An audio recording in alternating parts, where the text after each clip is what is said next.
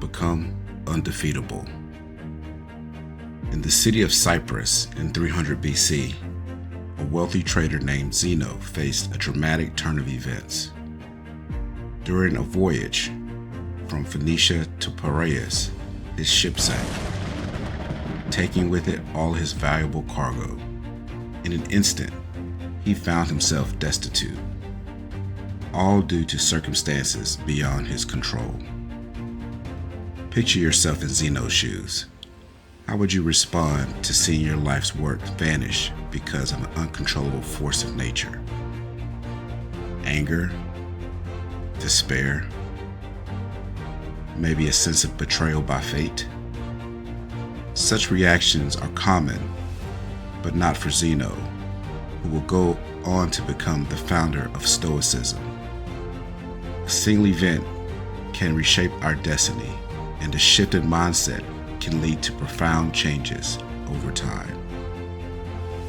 At the core of Stoicism lies acceptance and emotional resilience. Inspired by the teachings of Socrates and other great philosophers, Zeno developed and taught the principles of Stoicism. Zeno believed that while we cannot control the events that happen to us, we have the power to control our reactions to them. He emphasized the importance of using this control effectively. Instead of lamenting over his lost cargo, Zeno remained composed and neutral in the face of adversity. Today, Stoics are often seen as unbreakable individuals who avoid emotional extremes, such as fits of rage or anxiety. However, the original essence of Stoicism goes much deeper. It is not merely about becoming unemotional, but about cultivating a worldview that fosters understanding and resilience. Stoicism is a way of life that has endured through the ages. The principles of Stoic philosophy are just as applicable today as they were thousands of years ago, offering significant benefits. By embracing Stoicism, we can transform negative emotions from adverse experiences into a constructive perspective of the world, enabling us to navigate life's challenges with greater wisdom and equanimity. Perspective shapes our understanding of the world, and everyone's perspective is unique due to their different experiences. The Stoics who gathered and shared their teachings in public spaces believed that their philosophy could benefit everyone. They saw no reason to confine their wisdom within the walls of a school or palace. Consequently, people from all walks of life, from slaves to emperors, embraced Stoicism. Among the most notable Stoics were Epictetus, whose name means acquired, and who was a slave. Seneca was a distinguished statesman, and of course Marcus Aurelius, a Roman emperor and one of history's most powerful figures. So why do so many people embrace Stoicism as a way of life?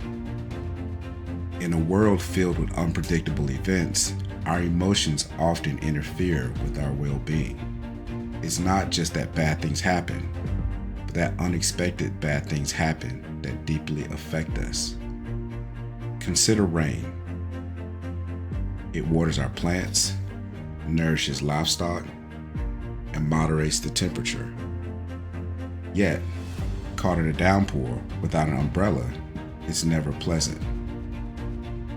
We don't cry when it rains because we expect it. We know it's unavoidable and beyond our control. Stoicism teaches us to apply this mindset in all life's challenges. By anticipating the bad things will happen, we prepare ourselves emotionally. One Stoic exercise, voluntary discomfort, helps cultivate gratitude and resilience. This practice involves intentionally putting oneself in uncomfortable situations, like sleeping on the floor, taking cold showers, or eating plain food for a few days. This exercise demonstrates that we can endure hardship and even thrive with the right mindset.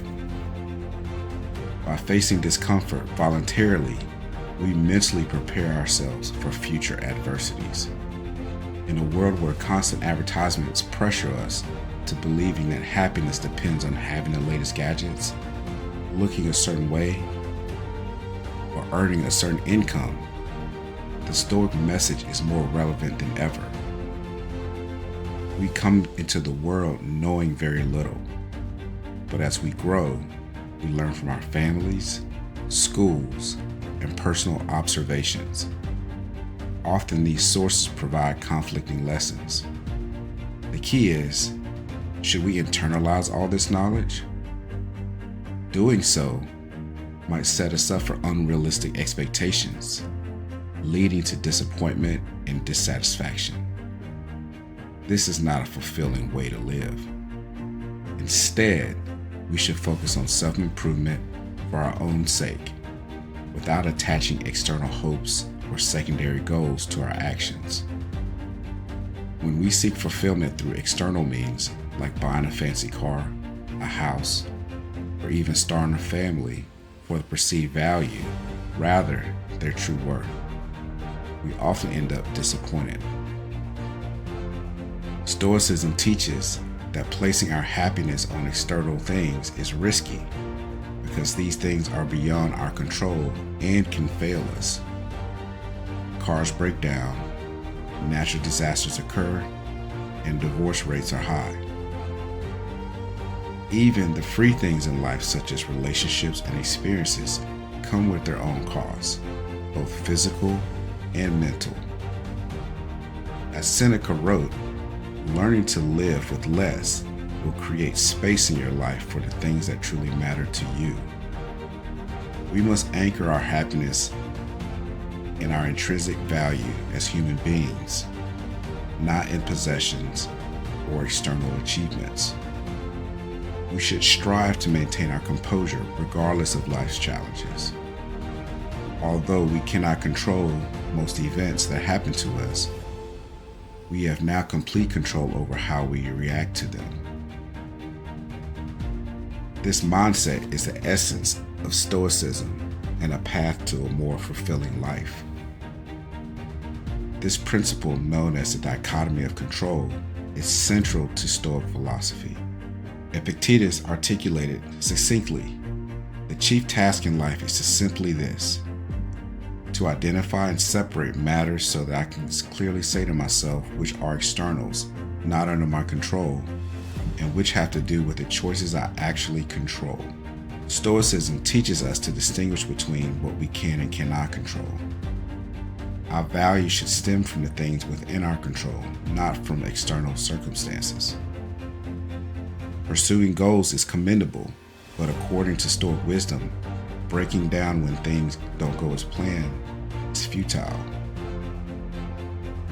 Take making YouTube videos, for example. While it's not challenging as being a Roman emperor, it still has its hurdles. You must first conceive an idea, research it, refine it, write a script, film the video, edit it, design a thumbnail, choose a title, and finally upload it. Up to the point of clicking upload, everything is within your control. However, once the video is uploaded, its success depends largely on the YouTube algorithm. Many people gauge the success of their YouTube channels or Instagram accounts by views, subscribers, or followers, metrics that are largely out of their control.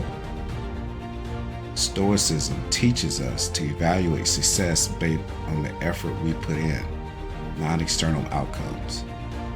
This shift in perspective helps us find satisfaction in our endeavors, regardless of the results. Trust the process.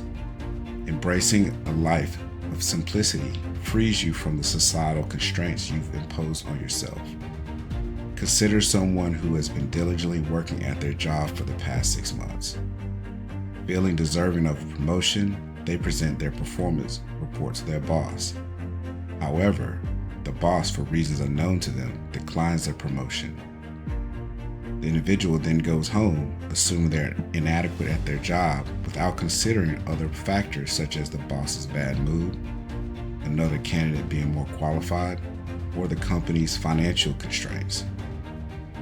If this person had based their self-worth on the quality of their work rather than the outcome, they would have maintained a sense of satisfaction. With the right perspective, their goal wouldn't be seen as a failure, but as a postponed success. This mental shift is vital. A true Stoic measures success not by financial gain, but by the ability to live a fulfilling life without material excess. Stoicism is built on four main virtues: wisdom, courage, temperance, and justice. Wisdom involves distinguishing between what we can control and what we cannot, and choosing our reactions accordingly. As Viktor Frankl said, between stimulus and response, there is a space. In that space is our power to choose our response. Courage can be summarized in two words: persist and resist. Temperance or moderation is about doing more with less and conveying more with the fewer words. Justice is the cornerstone of all virtues.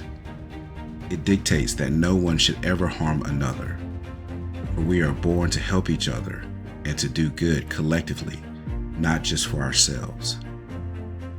Nelson Mandela, one of the most renowned African leaders, exemplified this virtue.